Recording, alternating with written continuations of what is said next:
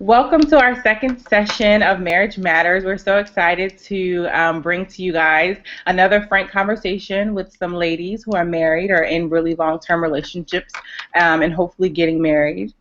Um, so last time I shared one of my favorite things that I use and love. This month I'm going to share my favorite thing of the month, which is this brand of lipstick called Pink Digger, Pnkdigger. She's on Instagram, Twitter, Facebook, and they're lip pigments, and they have like this little brush at the top. I'm not really into lipstick, but ever since I've purchased these, I've probably worn lipstick almost every day for like a month and a half. I have 9 different colors, and I think she has like a total of about 25. So eventually I'll have them all. She's doing a lot of great things on her site, so you should go check her out and follow her. She replies to everyone's conversation, so if you buy one and you love it, she'll say, thank you. She's very personable. So I'm excited to share that with you guys, and we're ready to get started. Sorry we're a few minutes late. Everyone had some technical difficulties getting signed in, but we're ready. So this session of Marriage Matters is talking about the spiritual connection and really how spirituality kind of plays into your relationship. For me, growing up, I was very in church. I'm not going to say spiritual. I grew up in church, very heavily Pentecostal family. Always knew I believed in God and Jesus and all these different kind of things, but going to college kind of opened my mind to really understanding my spiritual connection with God. And I became really, really heavy into the church. My friends used to call me church lady. Well, only Chanel used to call me church lady. And, it really helped me, grow in areas of life that, I was weak in, because it's really hard when you're off away from home and dealing with all these different kind of things. And so when you get into a relationship, you bring all of that kind of baggage, right? All the religion that you learned, that spirituality, or trying to find yourself, whatever journey you're walking along, you bring that into your relationship. And when I first came into my relationship, I thought I was the more spiritual person. I consider myself the more spiritual person because I pray more. I read my Bible. I did this, I did that. And my husband, hold on one second. Okay. My husband, he went to church and he believes in God and stuff like that, but I felt that I was more spiritual. But, then it came to a point where I decided, like, I'm not going to church, and he was very accepting of that. And because of that, that made me realize, like, it's not really about the acts that you do that makes you spiritual, but, it's the relationship that you have with God. It's personal. It's not always, the outward things that you do. So this is my son. He demanded he said hello, and then he's going to excuse himself. So, my husband and I, we've been married for, okay, thank you. We've been married for almost 3 years, and things just have changed back and forth. Like, sometimes I decide that I'm going to church, or I'm not going to church, or I'm doing this or doing that, or I'm on some enlightenment tip. And, he just is himself. Like, he's been very consistent the whole time. So everybody can kind of go around and share how long they've been in their relationship, or, what their perspective of their spirituality, like who's more spiritual in the relationship, or, how they kind of weigh it in their own eyes. So, Courtney, you want to start, or you want to go last? Wait, you got to unmute yourself first. Okay, sorry. I'll go last. Okay, Whitney, go first. Okay. Oh, whoops. My name is Whitney, and I have been married for close to 5 years now, so 4.5 years. Of course, now I know he hears me talking, and he's calling me like I'm a. Oh my God. 1 second. I don't want to yell in your ear. Go ahead. You want? Oh, you want? Me.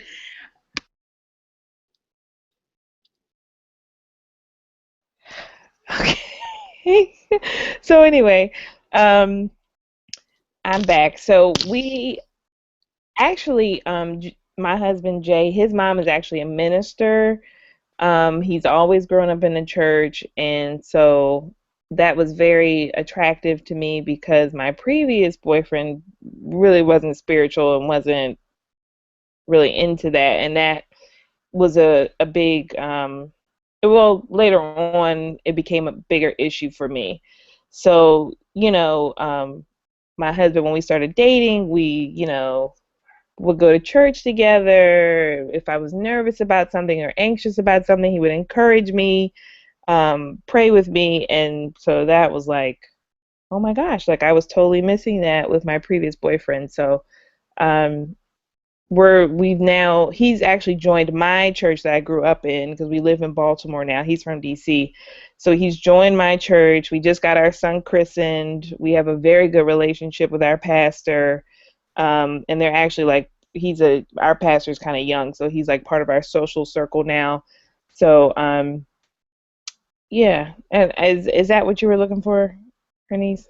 I don't know. I wanted to go on too long. Perfect. I mean, that's it. I mean, as much as you want to share, I think that's a perfect definition of like, it's always, not to say it's always one way or the other, but it's just interesting to hear sometimes how one person's grown up in church their whole life and, then to kind of meet the other person who hasn't and how they come together and kind of find that spiritual connection together. So that's perfect. Nicole, you want to go? Sure.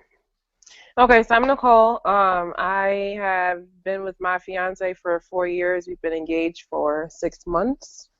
Um, I'm like you, Anissa. I grew up in a very strong Christian home, from a Baptist church, and for as long as I can remember, I went to church every Sunday up until I got to college. And I think when I got to college, my whole experience was a little bit opposite of yours, Anise, where I felt like I was church, church, church all the time. And it wasn't necessarily because my parents forced me to go. I went on my own. I went sometimes when they didn't go. But when I got to college, I don't know, I don't want to say it was the uncool thing because there were a lot of students still going to church. I just fell out of the habit of going. As far as my fiance is concerned, he was raised in the church as well. He actually, when we think about how you were describing spirituality, like he knows the Bible more than I do. He's read the entire Bible. So he can quote scriptures and stuff, and that's helpful for us. I'd say where we are now at this point, we probably both need to be back in the church on a consistent basis. We still go, but not on a regular basis, and we don't pray as much together as we should, which is why I think sometimes we have the issues that we have because we don't have God in our relationship together, even though we're both Christians and we both believe. That's an interesting perspective. I definitely want to kind of get more in on that, as the conversation develops, because that is kind of what the essence of the whole thing is about, just being in the marriage and having God not just individually, but also collectively. So we'll definitely touch back on that. All right, Kira,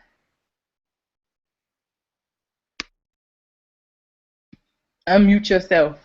I'm unmuted. My name is Kira. My husband Jeremy and I, we have been together we've been married for a year. So we celebrated a year at the end of March. Long road, hard road. Praise the Lord, church. Amen. So I didn't know the topic of the evening. So I feel a little bit put on the spot because like the previous wife, my husband and I, we don't go to church. We go when we're invited. I'll say that, special events, weddings, christenings. They're honoring my great great aunt, something like that. So we're definitely event goers right now. So I grew up in the church. My family come from a very strong matriarchal Baptist family. Church every Sunday, even when I didn't want to go. We weren't like in the choir, ushers or anything, but my mom made sure that we went and were looking nice and all that good stuff. In college, didn't go regularly. And as an adult, I haven't gone regularly. I used to have an excuse because I used to work on Sundays, but not an excuse anymore. My husband, he didn't grow up in the church, but he is in a sense where his grandfather's a minister, his parents, they go now, but growing up, like he, wasn't made to go regularly until probably high school, when his parents became born again. And so, you know, we, in the beginning of our relationship, you know, we definitely had a spiritual connection. You know, we prayed, we said grace. But that was, you know, that was kind of the extent of it. I think a few times we've kind of wanted to start the initiative where we pray together, and every once in a while, if it hits us, you know, we do, but it's not something that we do on a consistent basis. You know, and like the previous speaker, I think that is definitely a reason for a lot of our problems. We each have our own spiritual connection. You know, we're both versed in the Bible and Christianity. Him probably more so than me. But, you know, just not having that that bond right now has been a challenge, you know, that we're both aware of, and we just need to get it together and do something about it. You're muted. Oh, thanks. JaQuinta. Hello, so my name is JaQuinta. I dated my now husband. We got married past September before we bought our house. We both grew up heavy in the church, both on the choir, usher board. We both, growing up, felt like we were forced to go to church. So, of course, when we got to college, we went, and then we didn't go. But when we started dating, we both knew that we wanted to go to church together, but we didn't want to be tied down to a certain religion. We both knew that it was more about the relationship with Christ than it is so much of the religion. And we found a non-denominational church here, where it is now, like, I volunteer and he doesn't. So I'm praying that he'll actively get involved. But I mean, we go to church regularly. Courtney, would you like to share, or would you like to just continue? No, I'm gonna piggyback off of Kira and say I don't know how I missed the main topic of this discussion. You're not the only one. Always Dominique coming in on the loud. First of all, I'm not even home from work yet, so I brought him in my car in the passenger seat. My fiance's right here, so he's gonna be a part of Marriage Matters today. I'm sorry, y'all. That's okay. Okay, so I'm gonna. So now let me get started. So now, no, it's the way this is gonna go is, you know, okay. First of all, we gotta talk about the last week's minute. Don't stop, one Jersey, please. Please don't stop. Dominique just got muted. Okay, Dominique, bring your man down 1 second. Go ahead. So I am in a long-term, I guess, relationship. I have a son, and his father and I do currently live together. And we both grew up in church. My parents are both deacons, and so we went to church when we were younger. His parents were, I guess, I want to say they forced him to go to church as well. So, I mean, we both grew up in church. I have a church that I have joined in Harlem. I don't attend as regularly as I would like. My son goes to church with my mother, so he goes more regularly than I do. And honestly, before this discussion, I did not think about whether or not, I guess, God was actually a part of our relationship and a part of how we choose to interact with one another. I'm definitely more spiritual at this point than I am religious, but it honestly somehow never even crossed my mind whether or not, you know, we prayed together. We both lay in the bed and pray with our son together. But as far as like us having a relationship with God together where we communicate with God, where we read the Bible, or even us going to church together, we don't do it, and I didn't even realize it until now. Oh my goodness. And to me, that's the whole point of having these conversations, right? I think sometimes, especially out of the first one, we realize so much about ourselves and about each other that we just didn't even recognize, because sometimes we're just in our silo and we just like, woe is me, this is too much, all this is going on. And then once we began to have that conversation, it kind of broke down a lot of barriers and a lot of walls. Mm-hmm. Thank you so much for sharing. I know how you are, Courtney. So I'm just excited. Okay, Tom, are you ready? topic is we're just sharing a little bit about our individual spirituality or religious or our walk, and how we grew up and how that kind of plays into our relationship. We're gonna keep it short because we only have about 30 more minutes. But please share. Hold on, I'm gonna unmute you, or have you unmuted yourself? Hold on, no. Let's see. Can you guys? I can. You're breaking up a little bit, but. Me now? Yes. Okay. Hi, ladies. First of all, my baby's over here feeling horrible because he had no idea what kind of call we were getting on. So he was like joking around and not realizing like y'all were already in the throes. So we apologize. It's family. It's okay. So you said like basically my upbringing and how that's affecting my relationship now? Yes. Okay. To give the 2 to 3 minute. Please. I grew up in a lot of dysfunction, like super, super, super, super loving environment. I was loved so much, but definitely when it comes to relationships, there was a lot of dysfunction around me. Spiritual wise, we want to talk about spiritual. Like, did you go to church? Oh, okay. I'm sorry, I missed that part. So I did not grow up in the church. I found church on my own as I got older. Like in high school is when I started to go to church. It was off and on though because I was struggling so much with what I felt was a lot of hypocrisy in the church, just in general, what was going on with pastors and, should we be worshiping a pastor as much as we are, that kind of thing. And so it was off and on. When I moved to D.C., I was really heavy in the church, and it's been a struggle since I moved back to New York City. I definitely, you know me very well, Ernest, have a spiritual connection with God and feel very, very strongly about that. But I'm still on the fence about how I'm supposed to move forward with my children when it comes to that. Because I want them to be spiritually strong. That's the most important thing to me, is that they're spiritually strong. And I definitely think that Juan and I have to take some time to figure out the direction we want to go in with that before we have children. And I'm done. Thank you very much.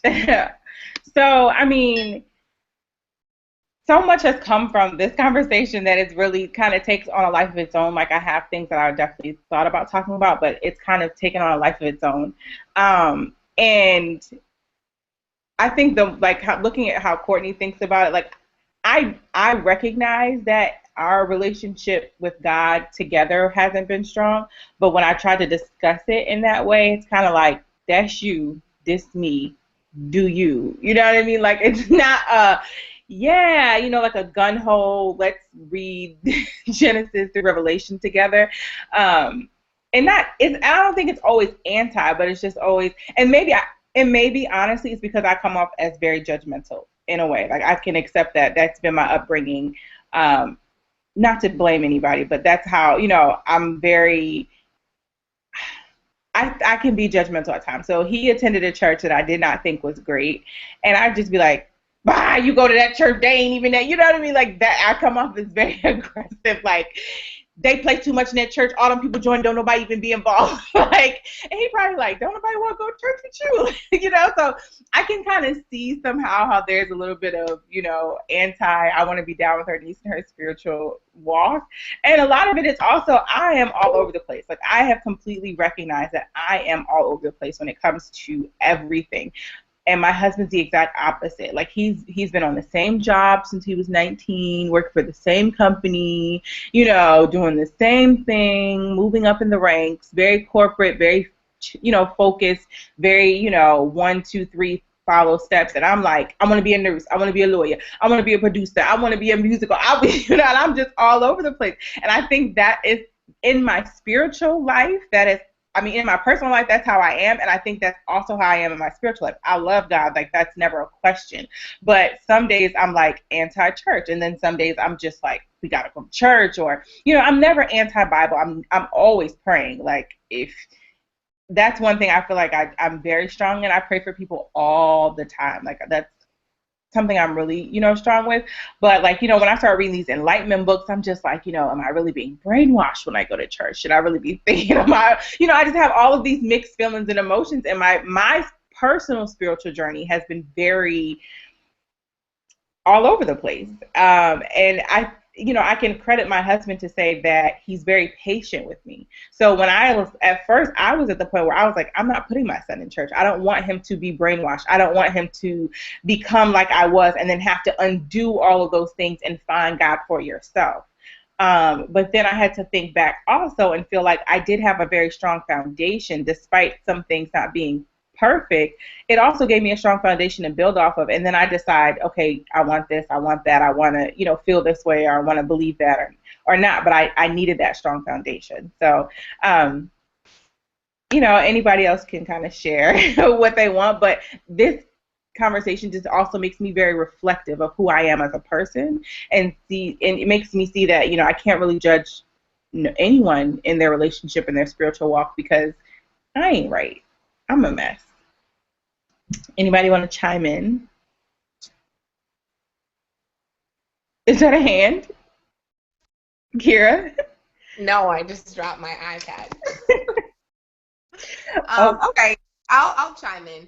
So when I was dating, I remember I used to have a category of man, and my sister and I, we used to joke and we used to call them grace forcers, where you're at a restaurant and you're about to eat, and you lifted up your fork, and all of a sudden this man that you don't even really know that well is like, did you say your grace? And I remember that used to offend me so much, and I don't know why I kept running into these dudes, but I knew that I didn't ever want to be with somebody who was judgmental of my spirituality, because I was the first to be like, MF, I said it in my head, like, so I think a sign for me with, and that just goes to show, where my mind was on the dating scene. But I think, when I met Jeremy, it was kind of like, he didn't, I remember the first, time we broke bread, he, had his eyes closed, it was silent, but he wasn't like, trying to grab my hand, and I was just like, wow, like, this is really nice. Like, you have your relationship, not that saying grace is super indicative, but it does mean that you have something, that you're acknowledging something before you eat. So I think for me, it was like, he has his relationship. I said my grace to myself. He said his grace to himself. Like, and now our food is blessed. Like, let's get at this food. So I think when I was comparing him to the other men that I was attracted to because of their Christianity, but I didn't want their Christianity or their relationship to be forced on me, or to have to share my relationship with God so soon, if that makes sense. So I think, we really kind of eased into that. And one day we were just kind of like, would you like to say grace out loud? Sure. And it was beautiful. And I think we need to get back into that. Right now, my schedule is so crazy that we rarely eat together these days. But, that's something that I definitely want to get back into, because it reminds me that, he is praying and speaking to God and fortifying his relationship, and I'm doing the same, but we just need to start doing it together again. Like, grace was the first step, but consistent prayer, and I don't think it ever needs to be like, let's sit down and read. I mean, I guess it could be, but I'm not at the stage where it's let's sit down and read the scripture and you give me your interpretation and I'll give you mine, because we're both extremely intellectual, extremely cerebral, and I don't think we would attack the same. I don't think we would attack scripture the same way, if that makes sense. We eased on into this Christian thing. Nicole, I want you to share a little bit more, if you would like, about the topic that you touched on kind of being in this together.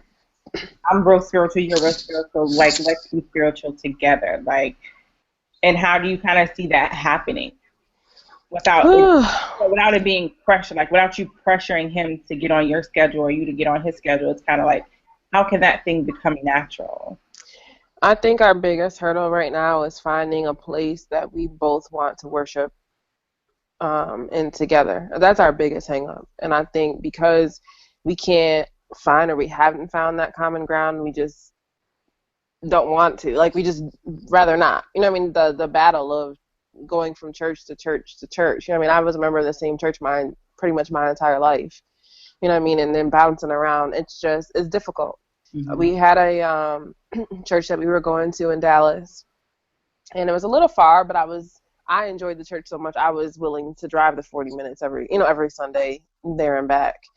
And the preacher was a younger preacher, and for me, I enjoy younger preachers because I feel like I can relate to them more. I feel like they speak more so to real life issues that we go through as young adults versus an older person who has experienced these things, but not in this time frame, not in these years when the world is so much more different than it was back then.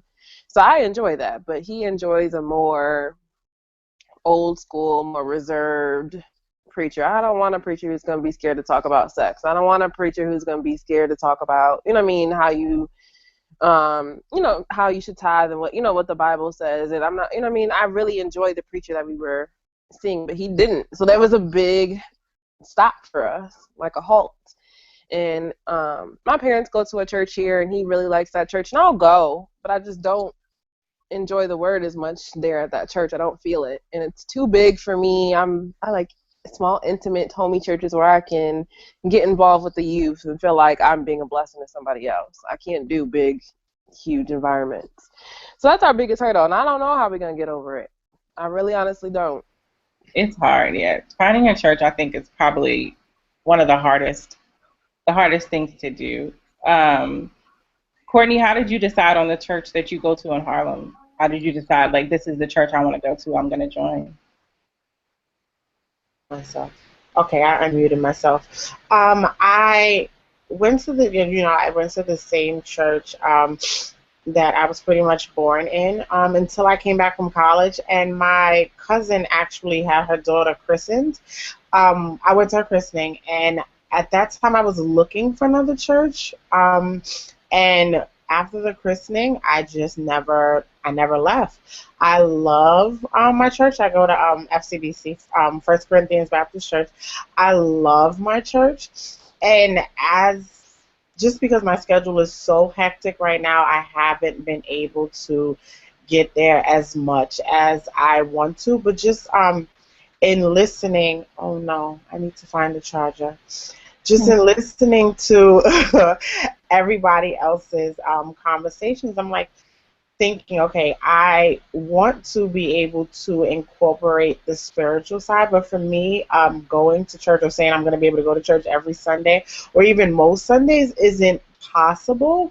But I can, like, my church has sermons online, and Tayton's father, well, he is probably not going to be comfortable doing the whole let's go to Sunday service, do Sunday school, but I know he would definitely not be opposed to, listening to sermons. And my church has a lot of, I don't want to call them extracurricular activities, but a lot of fellowship kinds of events after church and things like that. So, I mean, those are definitely things I want to start attending more. But I definitely love my church. And ever since that christening, I don't think I've ever left.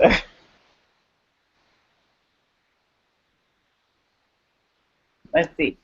JQ, how did you decide on the church that you guys started going to? Like, how, it's non-denominational and it's very, different as far as probably the ones you grew up in. So how did you kind of decide, like, how did you guys decide together, this was our church, this fits us, this is a good place for us to be? Well, we knew what we didn't want, and we went to like a lot of different churches for like 3 or 4 months, but we ultimately decided because they had something, for our son, and we felt comfortable that we both could be a part of something, because it is a big church. However, we both got involved to make it, small to us and get attached to a community within a church. But it was a process. It really was.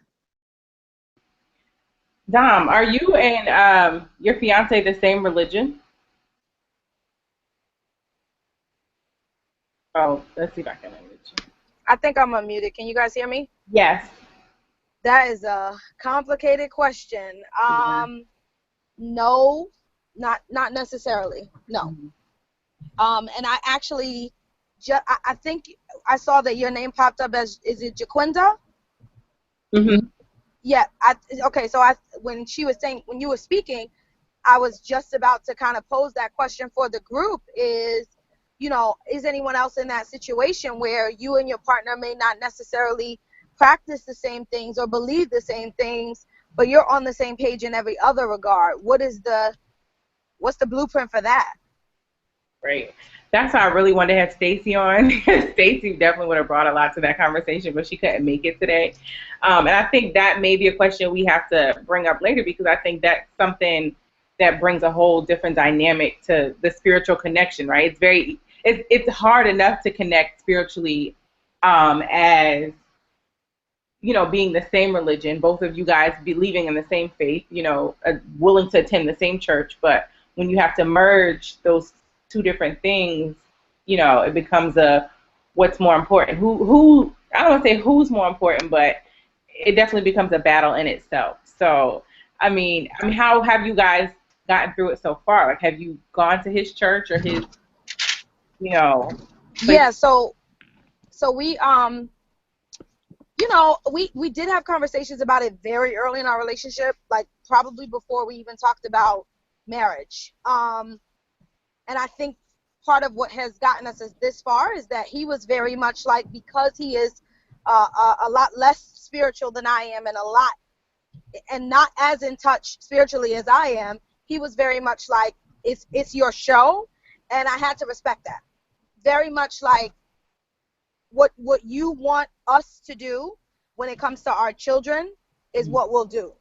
And for me, as I stated at the beginning of the conversation, is definitely something that still needs to be ironed out way before we have children. But for me, that was enough to say this is definitely still a person I could spend the rest of my life with, because we're not combating. We may not be on the same page, but we're definitely not against each other, or practicing things that are not similar, or you know what I'm saying, not contradicting each other. Yeah. That makes sense. Whitney, do you feel like any pressure that, because Jay's mom is a preacher, that you had to, be heavily involved in church? Was there ever any pressure on you to be, a certain type of Christian? You know what I mean? Like, no, absolutely not. She's she's an AME, and I'm Baptist. And she actually was raised Baptist, but she's not, like, to use your term, she's not judgmental at all. And we really don't have that many differences. She's always very happy when we go to church, but, like, we don't go every Sunday. But, it's not a big deal. Like, she's not, she doesn't push us. She's very, like, she encourages us. But it's nothing forceful. It's nothing. She's very, like, open, and we have discussions about things all the time. And because my mom was the one who put me in church, in my father's church, even though my dad wasn't going. But she was raised. Her parents were agnostic, so it was kind of new to her too. And so I've always been raised with this kind of, like, liberal, loose view, I like the Bible. There's certain, I'm kind of one of those people that's like, I feel like it was written by man, that kind of thing. So I have that whole, like, I'm more like, my spiritual journey is like my personal thing, like, like, you know what I mean? I'm not so much into the structure, even though I love the structure of my church. I love that. But, I'm not, like, very rigid. And I don't feel my mother-in-law is either. We have a very good, we have a really good relationship, and I feel like she's open to discussion about it. It's not like she's not black and white when it comes to that. So it's no pressure at all, to answer your question. I think that's somewhat of a difference in my family. My family's to me, I feel like they're very rigid. I don't want to say not as much now. I think things have kind of, once you start to have kids out of wedlock, and your kids have kids, when your kids have kids out of wedlock, you kind of have to stop being so kind of rigid sometimes, because then you'll be talking about your kids, So, like, when my grandmother first found out I was pregnant, it was very heartbreaking for her. And she, she wasn't very happy, but she said a few things that, I mean, she apologized for a few minutes later, but you know, she still has her ways of things that she believes in, right? And I don't know if that's just religious or if that's personal. And I want to be that person who has a very strong faith, a really strong belief system, but also can be very respectful and tolerant, right? That was one of the words, that they use in Abu Dhabi is we're very tolerant. Yes, this is our religion, this is our faith, this is what we believe, but we're very tolerant of everyone else's belief because it's such a, diverse place. And that word tolerant to me kind of took things in my own realm of life and all the things that are happening in the courts and all the changes that are happening in life for, relationship wise, who's going to be able to marry who. It's like, regardless of what you feel or what you believe, you have to be very tolerant of someone else's belief. And, that even, I feel like that to me makes it very easy to connect with people spiritually, even in the work that I do, because I deal with patients as they're transitioning. And not to, I mean, some people tell us that they're Catholic or they're Christian or they're, whatever their faith may be, but when someone is dying, you have to be open enough to respect someone else's belief or how they grieve in that aspect, right? So that, I think sometimes our spiritual connection, what we see it as is very shallow sometimes, right? It's the church, it's the Bible, it's all those things, but sometimes it's like how we're able to connect with people and how we're able to really kind of learn from each other. I mean, me and one of my other friends have talked about going on a religious tour to really learn about other religions and really become more respectful of other things that other people believe in. And sometimes understanding and getting that extra knowledge makes you even, makes to me even build your own faith personally with what you already believe in. It kind of reestablishes, your own faith and your own belief. So, I mean, Jaquinta, I mean, you're really heavy in church, and how has your journey been, right? So I can tell you my journey is like up, down. I'm enlightened, I'm doing yoga. I want to practice Buddhism sometimes, judge me not. I don't care. No judging. And I believe in God, but sometimes I want to practice Buddhism to chill out my spirit. Like I need sometimes to chill me out. Like I do. I'll be hyped today. I was real agitated, and I feel like I needed a little hum or something to just bring me back to reality. And I didn't. Can I jump in on that one, because it's so funny. I wasn't going to say anything about the fact that I've been going through something just like that for fear of judgment, which is so interesting. Not to say that this is a realm of women who would ever judge me, but it's so interesting to acknowledge right now that I, on my vision board, literally in January, wrote mindfulness and bought 2 books on Amazon about meditating and mindfulness and have been reading them. But I was kind of afraid to say that to this group of women because I wasn't sure what the range of religions was. And I'm really at a crossroads right now where it's like, wow. Yes, I believe in a higher power. And I know that has to exist for all of us to be who we are and where we are. Mm-hmm. But the name of it, like all of those specifics, in the past year, I've really started to struggle with. And I've really been getting to a place where I'm like, you got to just find a way to calm Dominique down. And so it's so crazy, Ernest, to hear you say that. And so, I would just like it if anybody else has any insight on anything similar to that. I would love to hear that. Well, and that's why I continue to say, like, we don't identify with the religion. Because my spirituality walk is going to be completely different than somebody else's, even my husband.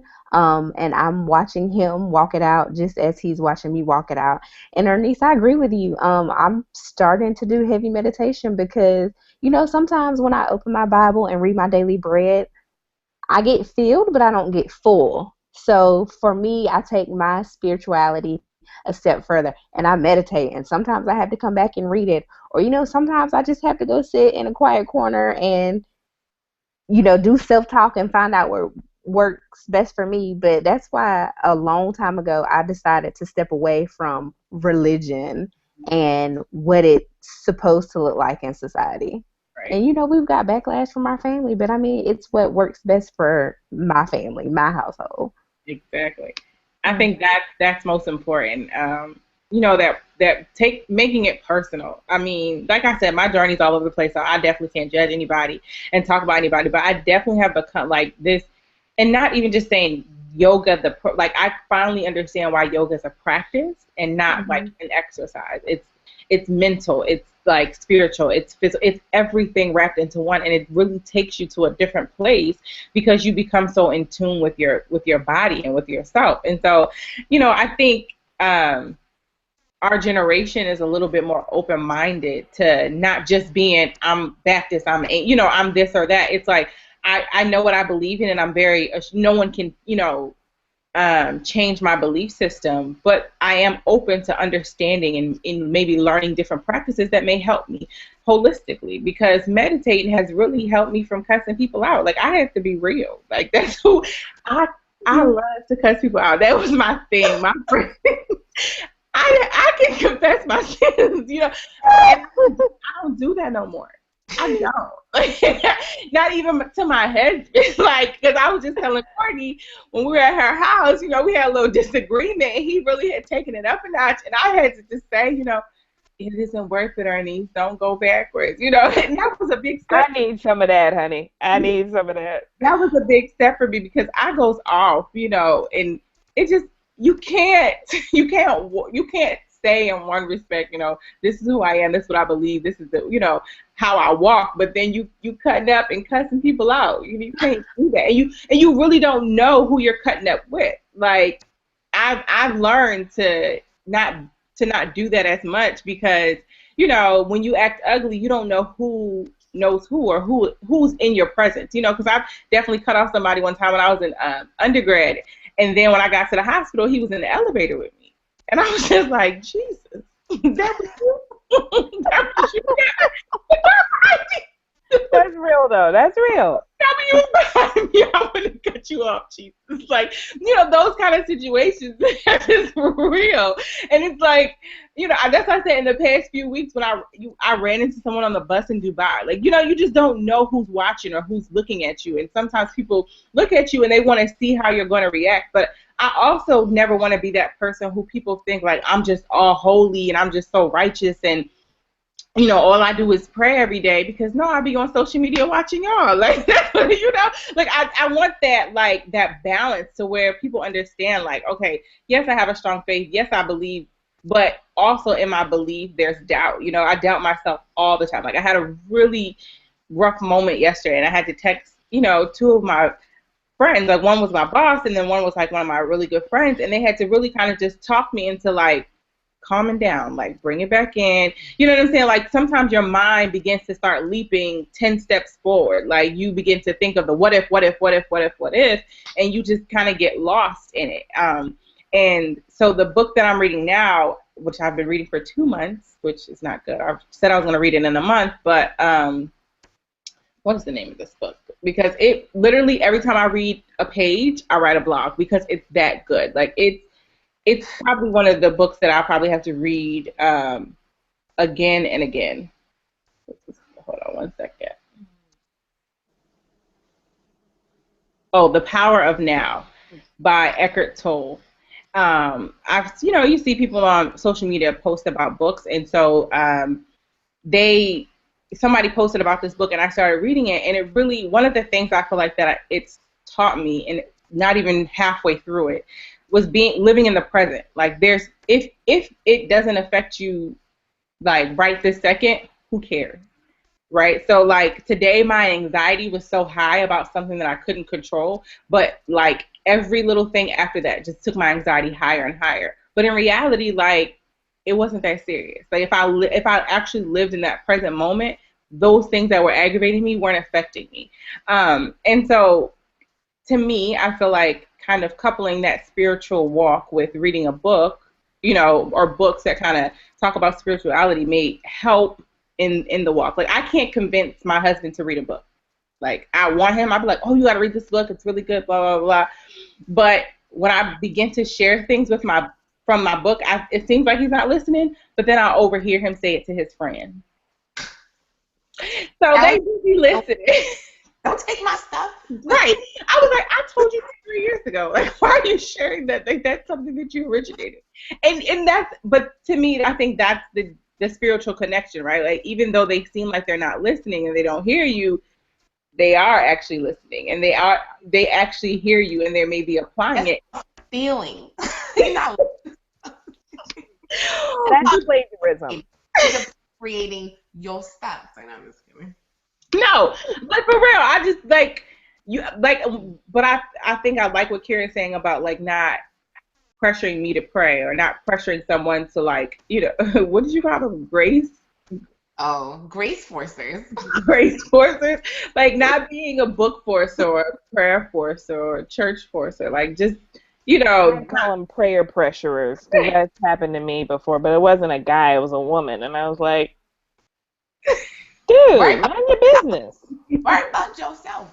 Right. What about yourself? If I choke, I'ma choke, and that's gonna be my fault. But if you pray over your food, you don't choke. So, I mean, I don't know. I feel like this is kind of just like our last conversation was it was fun, but this one was so much deeper, right? It was so much like you have to kind of take a look at yourself and really question, like, what am I doing? Like, am I as deep as I really think I am? Like, am I really where I want to be? And I think that's kind of how we can end it. Like, how do you feel spiritually? Are you where you want to be? Or is there a place that you're trying to get to that you're going to work, that you're working on, you're in the process of getting to?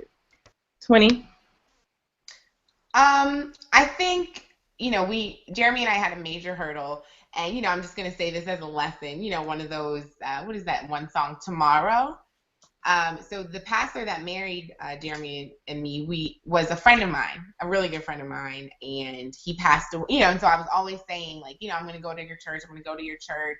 He married us outside of his church, which he didn't really want to do, but he did it as a personal favor because he's my friend, and in return, I was like, I'm going to go to church. We're going to go to church, and it's right down the street. Like, just one of those absolutely no excuses. We up on Sunday eating, there's no reason why we couldn't put something decent on and take ourselves to church.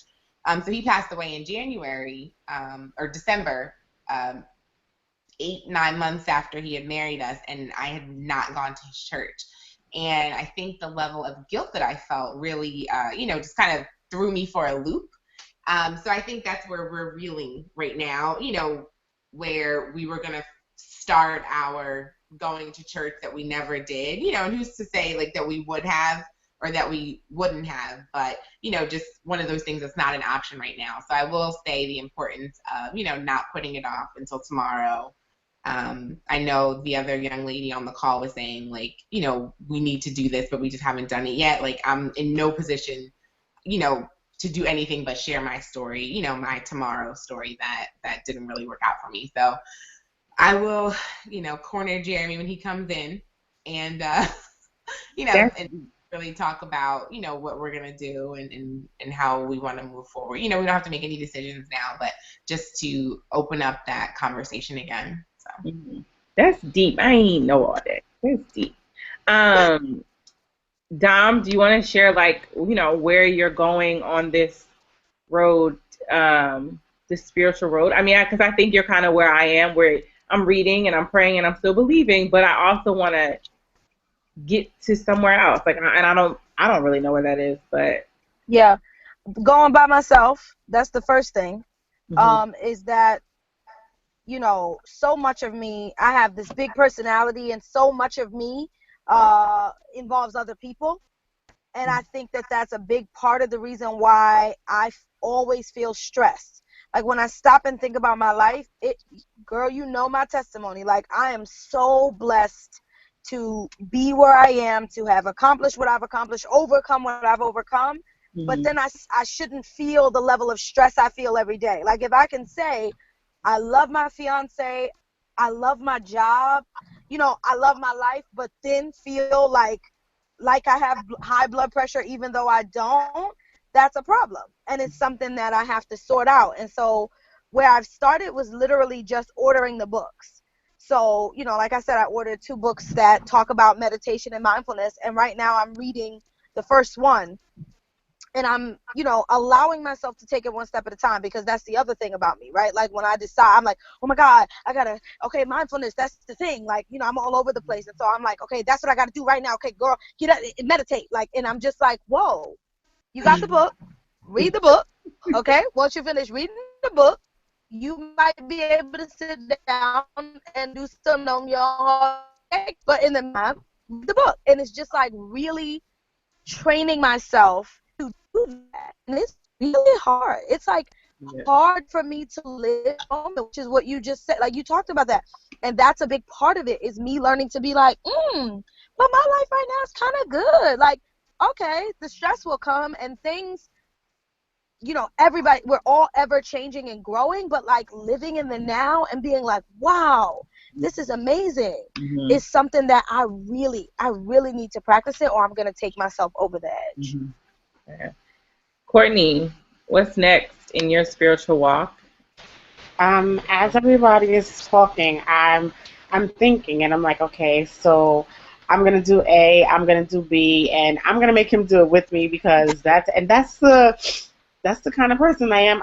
I guess that's the older sibling in me. I'm like, okay, I'm going to give you option A. I'm going to give you option B. I gave you a choice. You have to pick which one you want to do. And if you don't, you know what, forget it. I'm going to do it myself.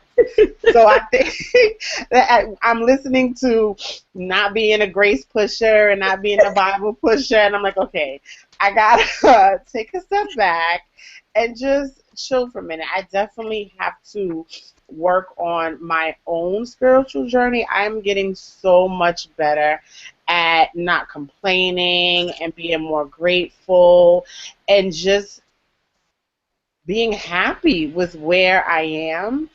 And I definitely need to take it one step at a time, because just like so many of you on the call, I'm like, okay, I have this plan. I am diving in head first, and whoever's not with me, listen, you better get a buoy and start kicking behind me, because I'm leaving you.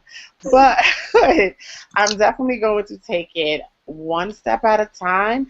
And just like I have adopted gratitude in every other part of my life, I'm going to definitely use it in terms of my spiritual journey, not just by myself, but as a family with both of us and my son, and let's see where it goes. I love it. Oh my gosh. This has been such a slower paced conversation, but it's been so helpful. JQ, what's next for you guys, spiritually? Just being consistent. I can see your face. Yeah. Sorry. Just being consistent and really walking this out together. And I think, no pressure on each end, but holding each other accountable. Because, we want to live the best we can, not only for ourselves, but for our son and future children. Right, exactly. Whitney. Here. Okay. I had to unmute myself. I'm happy with where I am, just because I feel like I'm making progress and I'm kind of continuing on my journey. I was going to Bible study for a while, which I loved. So I need to get back into that. Now, as far as us together, I do think we need to do a little more work kind of molding together our journey, even though we're at the same church. When we go to church, we go together. We pray over Jackson together, but we don't pray together as much anymore. So just like, because we used to pray together every night, and then I was like, okay, we go to bed at different times, so we're just missing each other there. But so I think my goal is going to be to try and get us to work together as a couple. Maybe we can find, even if it's not with our church, a couples thing, like a couples Bible study or something, if he can spare the time. He plays basketball every day, so you may have to have the Bible study at the basketball court, girl. Yeah, something like that. And I definitely want to get more into meditating. I'm very big into, because y'all know, I'm a hippie. My degree is in anthropology. I What's believe in your public studying. never been the same. I believe in studying other religions, and I feel like most religions have positive aspects that we can all learn from. So definitely like meditating and just learning other doctrines and just absorbing that into how I can serve God better in Christ better, because some aspects from other religions can help you on your own spiritual journey in Christianity. So that's a goal for me. I love it. So I just want to say thank you guys, as always, for joining us for our second Marriage Matters, the spiritual connection. It's been a very powerful conversation in a very different way. Like, I think last time we learned so much about each other so quickly, and we laughed, and we had a really good time. And this one, I mean, much like its title, it just was different. And so I have decided to do Google Hangouts every Tuesday, a different one. So next Tuesday is going to be a mom's one, and kind of just getting back in that world. So the next Marriage Matters. Yeah, I'm just kidding. You're not a mother. You're not even a mother, though. I know. I'm kidding. So the next Marriage Matters session is already planned for June 2nd. And it's going to be about the work to become one, right? And I think we touched a little bit on this in the first session where we we're talking about how, you begin to think for each other. You begin to feel and have that kind of energy where you know what's going on and you finish each other's sentences, and kind of how do you get to that point, and what work goes into becoming, that deep into your relationship and not having it wait 10 years, 30 years down the line. So that's our next Marriage Matters, and I hope you all can join us. So that's June 2nd, same time. I'll send out reminders and invites, and I hope to have everybody who's here there and a few other people who missed it. It's so interesting how it all pans out on who ends up making all the conversation, but it's always been good. I think everyone from letting me into their world, because it's personal. I think, marriage and relationships is something that I know can be a very guarded place, and it's not something that everybody wants to open up. So I definitely am grateful that everyone was willing to share a piece of their relationship with, whoever will view this. Our last video got about 78 views, which is a lot for people to not actually watch live and to go back and watch a 50-minute conversation with people who they don't know. And I got a lot of good feedback. People were really excited to hear what we had to say. I think sometimes people don't get to hear the common person conversation because we're so stuck in the world of celebrities and stuff like that. So we're bringing something to the world that is fresh and new, and we're really excited. And so I just want to thank everybody for joining us, and we'll see you next month, June 2nd.